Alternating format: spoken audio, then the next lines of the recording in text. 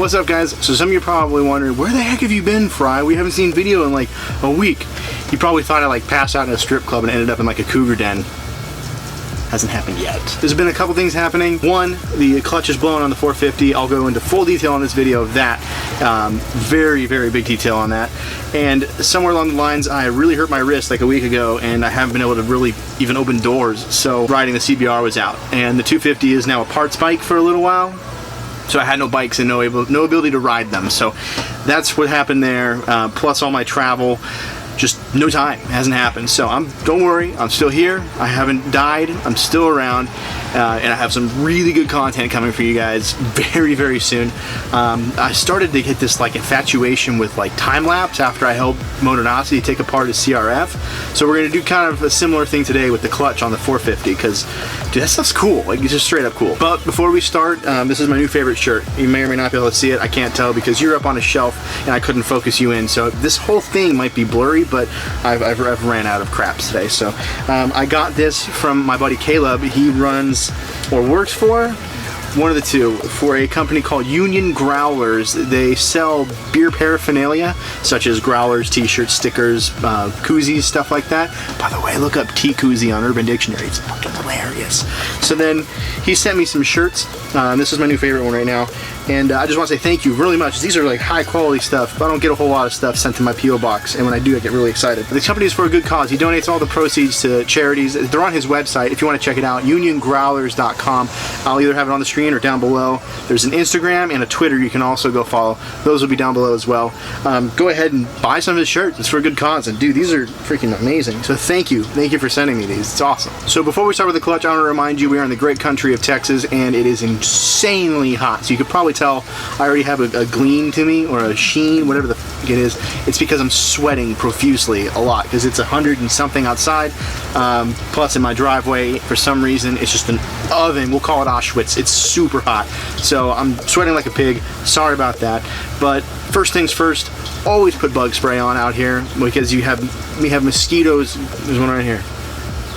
Bitch. I've had the clutch soaking in oil for about overnight. Some people say overnight, some say 24 hours, some say 3 hours, some say it doesn't matter. In all reality, with new clutches, it probably doesn't matter. But I soaked them 24 hours unintentionally because I meant to do this yesterday. However, like an idiot, didn't check the weather. I have a small garage, can't work in here.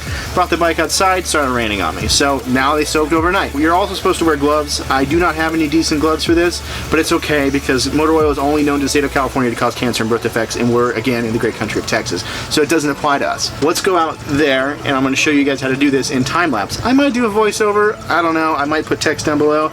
It just depends on how things go. It depends on which side the nutsack goes on. So I'm going to go knock the bike over and we'll start from there.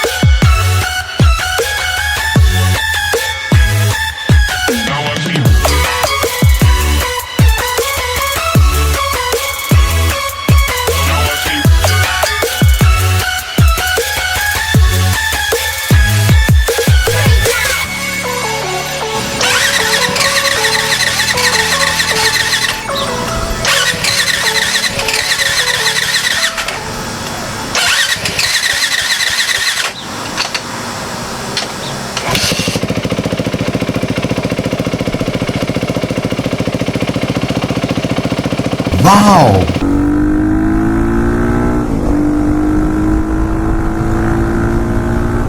Woo! That is so much better. It's grabbier than an 18-year-old in a nightclub. It would probably help if I explained why I had to put a new clutch in. So I picked up a Rekluse clutch, the cheap one, so the EXP 3.0. Not the one that comes with a basket or any plates or anything like that. It's the one that's just a really thick friction disc that expands with the centrifugal force, and it replaces like a handful of pressure plates and friction discs. I did everything correctly. I tuned it. I actually replaced the springs inside with the springs that engage at a higher RPM. I put about 2 hours on it, realized that the trip to Dallas was no longer happening.